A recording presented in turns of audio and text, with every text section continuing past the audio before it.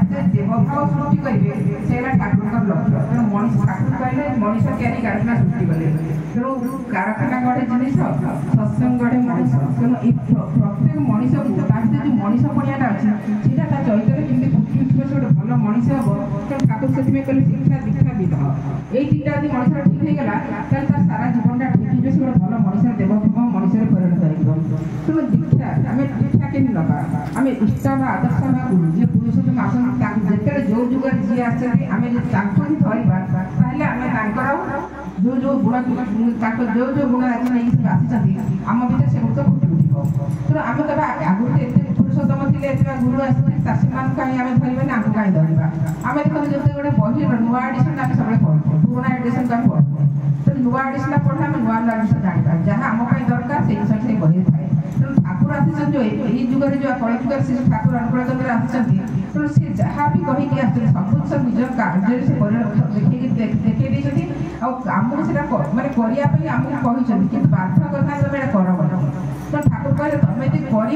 तार सुफलता पाइब सुनीति सुनियम क्या बाध्य करे ना जी करे तार फल से पाए तेणु आम यदि पालन करवा आमर उन्नति ठाकुर किसी उन्नति हुए तेणु दीक्षा नहीं आम जो जहाँ जहाँ नीति नियम देते आम जो पालन करवा आम भर दक्षता बढ़ जो जो गुण गुड़ाक आम भर अच्छे मनीष भितर से भल भल गुण गुड़ा प्रस्फुटित हो तेणु प्रत्येक लोक दीक्षा नहीं ठाकुर दीक्षा नहीं शिक्षा आचार्य कर सार आचरण बोधचयन ज्ञान सागर हो खाली दीक्षा नहीं हम आमको करने ही पड़ा आम चालीचलन आचार व्यवहार से फुटे पड़ो दीक्षा नहीं कि शिक्षा कर आम शिक्षा करें कौन आम शिक्षा करवा तुम इष्ट को धरिकी इष्ट जहाँ कहता से शिखा तेणु मनीष केत शिखे मनीष मातृगर्भ शिक्षाटा आरंभ हो आ शिक्षा के अंत नहीं तार जन्म ठाकुर मैंने मातृगर्भ रहा दिन गोटे लोक शिखी शिखी चले मरिया पर्यटन शिखुए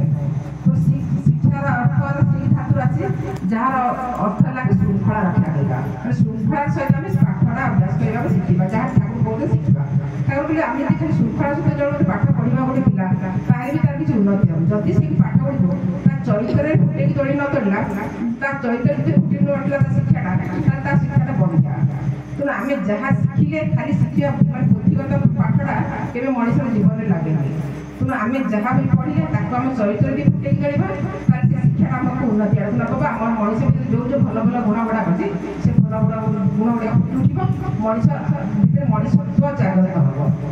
तेणु शिक्षा विषय उपनिषद लिखाई शिक्षाटा कहीं दि जाए ना आत्मिक उन्नति आत्मार उन्नति शिक्षा दि जाए यज्ञ वकील कहले मैंने मनीषर चारित्रिक उन्नति जो चारित्रिक उन्नति हम मनीष जो उन्नति की से तार मैंने परिवेश लोकंर उपयोग लगी पार से भाया मनीषटे हम तेणु आहरी भी कहले ये शिक्षाटा मनीष को स्वार्थपर भाव शिखाए ना ये शिखाए कौन मनीष को स्वार्थ त्याग भाव शिखाए गोपबंधु कहते शिक्षाटा मनीष कौन करे ना जो स्कूल कॉलेज शिक्षा प्रकृत शिक्षा से कहते जो मैंने मुनि ऋषि मान गुरु आश्रम जो शिक्षा दिया से प्रकृत शिक्षा कि महात्मा गांधी कहते जदि मनीषर शारीरिक मानसिक आध्यात्मिक उन्नति है प्रकृत शिक्षा तो सर्वपल्ली राधाकृष्ण कहले शिक्षाटा प्रकृत माँ पेट भर मो पिलाटे शिखिकी आसी जाए आ पचर शिक्षा के पढ़े ना तो ठाकुर कौन कहले शिक्षा विषय ठाकुर कहते मनीषर जो वंशानुक्रमिकता गुणा गुड़ाक अच्छी से गुणा गुड़िक जिते सुसामंजस्य होकर तार चरित्र फुटी उठे तार कर्म फुटी उठे तार समानता रक्षा कर कर्म फुटी उठे से तार प्रकृत शिक्षा तेल आमर जो वंशानुक्रमिक गुण है मनीष जन्म होती से वंशानुक्रमिक गुणा गुड़ाक चरित्र फुटी उठो खाली से संभव हम जो गोटे बह हुए गोटे नारीटे बह कै से शिखिकी आसते कि भाव में गोटे सुसंतान आनी पार तो सी तार से शिक्षाटा करे तो तार पुरुष बा तार स्वामी जो उच्च वंशानुक्रमिकता अच्छी से गोटे गुण गुड़ा केमी आनी पारे कि से शिक्षाटा तो सी प्रकृत शिक्षा शिखी आसला तेणु विभिन्न जिन शिक्षा अच्छी आम ठाकुर कहले कौन मैंने झूक देखिए शिक्षा दि जाए जदि झूक न बजिकी शिक्षा देला से शिक्षाटा माने झूक बुझिकी शिक्षा नदेले से शिक्षार कुफल मिले तेणु आम झूक बुझिकी शिक्षा देवा कौन आम झूक बुझिकी शिक्षाटा देवा मन गोटे पिलाटे बर्तमान आम जो पाठ देखुचे पिलाटी पाठ पढ़िया चाहूँ बापा माँ चाहते पिलाटी इंजीनियर हो डॉक्टर हो किंतु से चाहूना पिलाटे चाहते पिलार कौन मनोभाव अच्छे पिलाटे कौन चाहूँ पिलाटी मैंने खेल जाऊँ क्रिकेटर होगा ଚାହୁଁଛି କିନ୍ତୁ ବାପା ମା ତାକୁ ନାଇଁ ତୁ ଇଞ୍ଜିନିୟର ହୁଅ ଡାକ୍ତର ହୁଅ ତ ବାଧ୍ୟ କରିବେ ପାଠ ପଢ଼େଇବାକୁ। ଏଠି ତାର ପିଲାର ଛୁଁ ଗୋଟେ ପଟେ ବାପା ମା କହିଲେ ଗୋଟେ ପଟେ, ତେଣୁ ଏଠି କ'ଣ ହବ ସେ ସେଠି ତାର କୁଫଳ ଆସିବ, ସେ କେବେ ସଫଳତା ଆସିପାରିବନି। ତାପରେ ଆଉ ଗୋଟେ ତାକୁ ଯୋଉ ଗୋଟେ ରହିଲା କ'ଣ ମାନେ ଗୋଟେ ବ୍ରାହ୍ମଣ ଘରର ପିଲା, ସେ ବ୍ରାହ୍ମଣ ବଂଶରେ ଜନ୍ମ ହେଇଛି, ତେଣୁ ସେ ବ୍ରାହ୍ମଣ ବର୍ଣ୍ଣରେ ଯୋଉ ଜନ୍ମ ଅଛି ତାର ଝୁଁଟା କ'ଣ ରହିଲା ନା ସେ ପୂଜା ପାଠ କରିବ, ହୋମ ଯଜ୍ଞ କରିବ। କିନ୍ତୁ ଆମେ ତାକୁ କ'ଣ କରୁଛେ ତୁ ପାଠ ପଢ଼, ବ୍ୟବସାୟ କର, ଚାକିରି କର, ତା ଝୁଁଟାକୁ ଆମେ ଭୁଲେଇ ଦେଲେ, ଅନ୍ୟ ଦିଗରେ ନେଇଗଲେ। ଏଠି ବି ତାର ଯୋଉ ବଂଶଗତ ଗୁଣ ଗାରିମାଙ୍କର ଏଠି ଆଉ ପ୍ରସ୍ଫୁଟିତ ହେଲାନି। ତ ଯୋଉ ଶିକ୍ଷାରେ ତାର ବଂଶଗତ ଗୁଣ ଗାରିମା ତାର କର୍ମରେ ଫୁଟି ଉଠେ ସେଇଟା ହେଲା ତାର ପ୍ରକୃତ ଶିକ୍ଷା। ତାପରେ ଆମେ ଦେଖିବା ଠାକୁର କହିଲେ ନାରୀମାନଙ୍କ ଶିକ୍ଷା ଉପରେ ଠାକୁର କ'ଣ କହିଲେ? ଠାକୁର କହିଲେ ଯେ ନାରୀକୁ ଯଦି ଶିକ୍ଷିତ କରିବାକୁ ହୁଏ ତାହେଲେ ତାର ବୈଶିଷ୍ଟ୍ୟରେ ସେ ବର୍ଦ୍ଧନଶୀଳ ହେବା ଦରକାର, ବର୍ଦ୍ଧନଶୀଳ ଉନ୍ନତି ପ୍ରବଣ ହେବ, ତେବେ ଯାଇ ସେ ଶିକ୍ଷା ସମାଜ ରାଷ୍ଟ୍ର ଓ ଉନ୍ନତି ଆଡ଼କୁ ନେଇପାରିବ। ତ ଗୋଟେ ନାରୀକୁ ଶିକ୍ଷିତ ହେବା କହିଲେ କ'ଣ କରିବା ଦରକାର? ସେ ନାରୀକୁ କ'ଣ କରିବା ଦରକାର? ତାର ବୈଶିଷ୍ଟ୍ୟ, ତାର ଯୋଉ ବୈଶିଷ୍ଟ୍ୟ ଅଛି ଅଷ୍ଟ ବୈଶିଷ୍ଟ୍ୟ, ନିଷ୍ଠା, ଧର୍ମ, ଶୁଶ୍ରୂଷା, ସେବା, ସାହାଯ୍ୟ, ସଂରକ୍ଷଣ, ସୁପ୍ରଜନ, এইগুড়াক যদি নারীটি তার এই যে গুণগুড়াক যদি তা ভিতরে ফুটি উঠিলা তাহলে তার নারীত্ব সার্থক হলা, সে গোটে ভালো নারী পরিণত হব। কিন্তু ঠাকুরଙ୍କର ଆଉ ଗୋଟେ ବାଣୀ ଦେବୀସୂତ ବାଣୀ ଠାକୁର ଲେଖୁଛନ୍ତି, ଦେବୀସୂତ ଦେବୀଶଙ୍କର ବାଣୀ ଠାକୁର ଲେଖୁଛନ୍ତି ନାରୀ ଯେତେ ବି କିତାବ ଶାଳିନୀ ହେଇଥାଉ, ଯେତେ ବି ଗୁଣ ଗାରିମାରେ ଅଧିଷ୍ଠିତ ହେଇଥାଉ କିମ୍ବା ତାର ଖୁସି ଉଜ୍ଜ୍ୱଳତାରେ ସେ ବିଶ୍ୱକୁ ଯେତେ ବିମୋହିତ କରିଥାଉ, କିନ୍ତୁ ଯଦି ସେ ଘର କରଣ ନ ଶିଖିଲା, ଘରର ହିସାବ କିତାବ ନ ଜାଣିଲା, ଘର ଶାଶୁ ସେବା କରି ନ ଜାଣିଲା, ଘର ପିଲା ଛୁଆଙ୍କ ଯତ୍ନ କରି ନ ଜାଣିଲା, ତାହେଲେ ଏଇ ଯୋଉ ତା ଶିକ୍ଷାଟା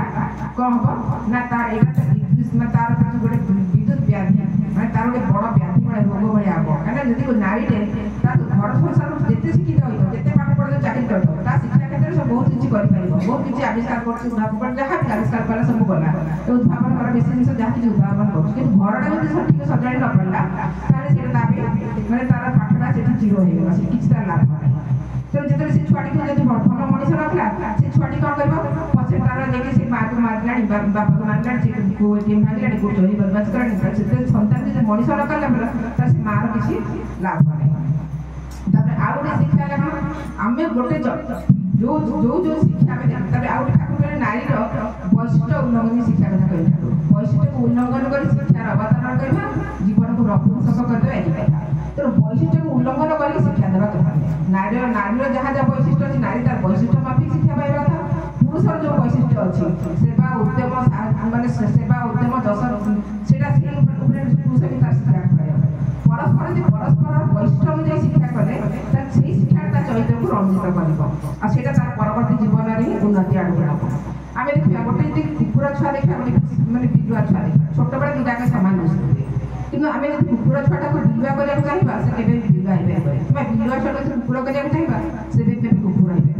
କିନ୍ତୁ ଗୋଟେ କାମ କରିପାରିବା ଯେ ବିଲୁଆ ଛୁଆଟାକୁ ଆମେ ଟିକେ ଉନ୍ନତ କରିକି ଆଉ ଟିକେ ଭଲ ବିଲୁଆରେ ପରିଣତ କରିପାରିବା, କିମ୍ବା କୁକୁର ଛୁଆଟାକୁ ଟିକେ ଶିଖି ଆଉ ଟିକେ ଭଲ କରି ଯଦି ଟ୍ରେନିଂ ଦେବା କ'ଣ ଆସିଲେ ଭଲ କୁକୁରରେ ପୋଲିସରେ ଯାଇକି ଗୋଟେ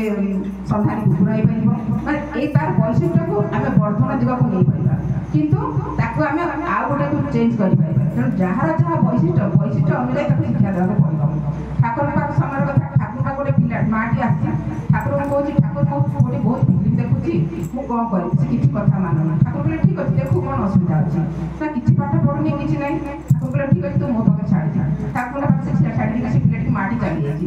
ମାଆଟି ଯାଇଛି, ତାପରେ ଠାକୁର କ'ଣ ତାକୁ ସବୁଦିନ ପଇସା ନେଇଛି ଯାଇକି ଫିଲ୍ମ ଦେଖିବା, ସବୁଦିନ ସେ ଫିଲ୍ମ ଦେଖିବ, ଆଉ ଆସିକି ଠାକୁରଙ୍କ ପାଖରେ ସବୁ ଫିଲ୍ମ ଷ୍ଟୋରି ଠାକୁର ପଚାରିବେ କ'ଣ ଦେଖିଲୁ, ନା ୟା ଦେଖିଲି କ'ଣ କୋଉ ଚରିତ୍ର ଦେଖିଲି, ସବୁ ଚରିତ୍ର ସେ କହିବ। ହେଲେ କହିବା ଭିତରେ ଦେଖିବି ତାକୁ ଦିନେ କହିଲେ ଆରେ ତୁ ଏତେ ଗପ ମତେ କହୁଛୁ ଫିଲ୍ମ କଥା, ମୋର ଏତେ ସମୟ ନାହିଁ, ତୁ ଗୋଟେ କାମ କର ମତେ ଲେଖିକି ଦେଇଦେ, ମୁଁ ତାପରେ ସେଗୁଡ଼ା ପଢ଼ିଦେଇ ପଛେ ମତେ ଯେତେବେଳେ ସମୟ ମୁଁ ପଢ଼ିଦେବି। ସେ କ'ଣ କଲା, ସେ ପିଲାଟି ସବୁଦିନ ଫିଲ୍ମ ଦେଖିକି ଆସିବ, ତାକୁ ଲେଖା ଦେବ, ଚାକରି ସବୁ ଲେଖିକି ସବୁ ଦେଇଦେବ,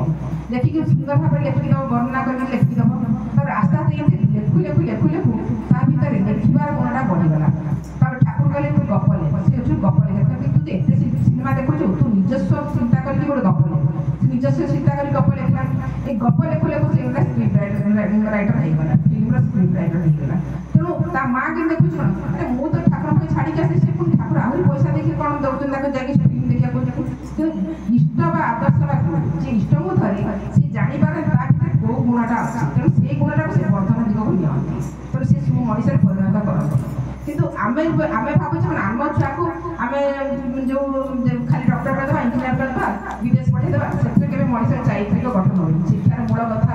ଶାରୀରିକ ଗଠନ ଚରିତ୍ର କେମିତି ଗଠନ ହେବ।